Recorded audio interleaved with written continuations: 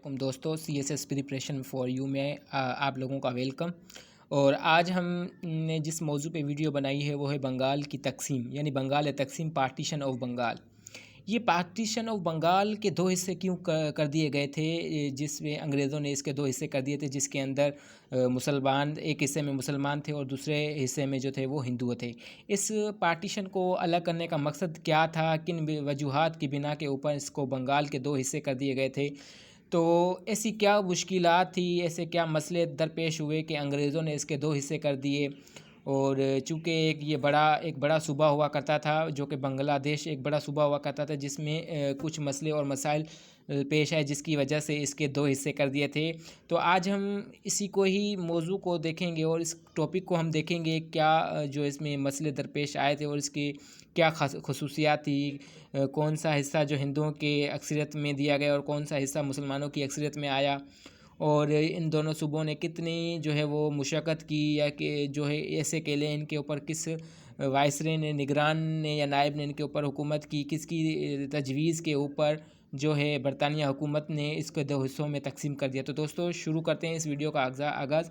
کہ اس میں یہ ہوا تھا کہ ہندوستان کا جو انتظام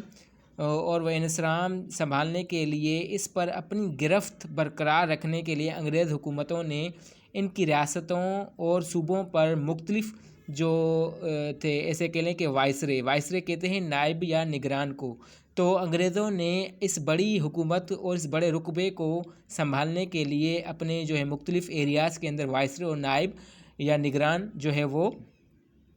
جو انہوں نے رکھے ہوئے تھے، نگران رکھے ہوئے تھے، مقرر کیے ہوئے تھے۔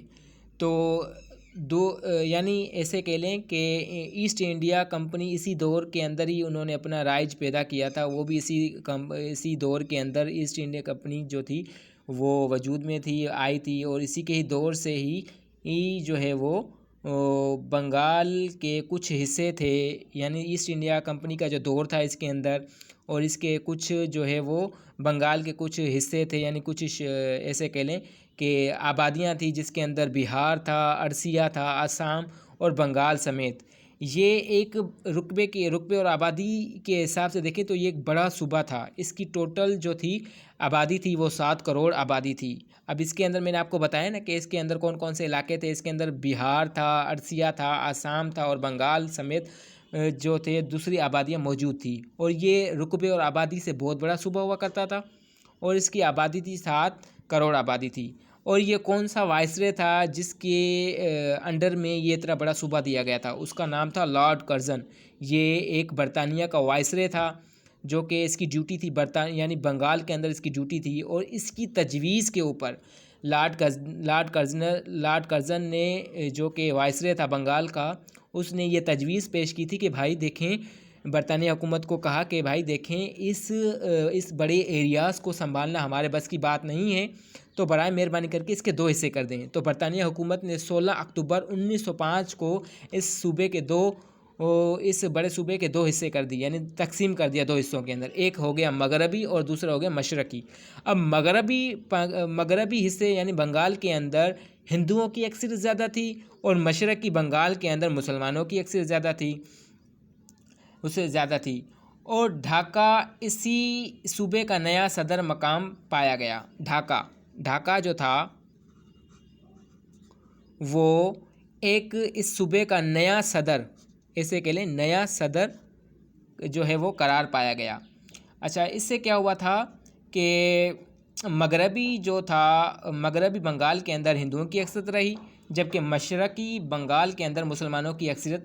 رہی۔ اور ڈھاکہ جو تھا، میں نے آپ کو بتایا نا، ڈھاکہ اس صوبہ کا نیا صدر جو ہے وہ مقرر کیا گیا۔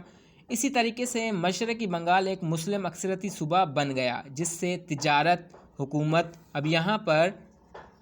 تجارت سب سے بڑی جو ہے وہ چیز دیکھی جاتی ہے، تجارت، حکومت پر ہندوؤں کا اثر رسوخ جو تھا وہ جاتا رہا، اور مسلمانوں کی ترقی کے امکانات روشن ہو گئے۔ اب چونکہ اس حصے کو 2 حصوں میں تقسیم کر دیا گیا تھا، اس صوبے کو، جس کے اندر ترقی والی چیزیں تھیں وہ مسلمانوں کے حصے میں آئی، جبکہ تجارت اور حکومت جو ہے وہ ہندوؤں سے ان کا اثر رسوخ جو ہے وہ ختم ہوتا گیا۔ اب انہیں مسلمانوں کو سماجی، معاشی اور سیاسی حالات سدھارنے کا ایک بہترین موقع مل گیا۔ تو یوں ایک پارٹیشن آف بنگال کی جو ہے وہ قرارداد منظور کی گئی تھی، اور یوں ایک پارٹیشن آف بنگال جو ہے وہ قیام میں آیا تھا۔ شکریہ۔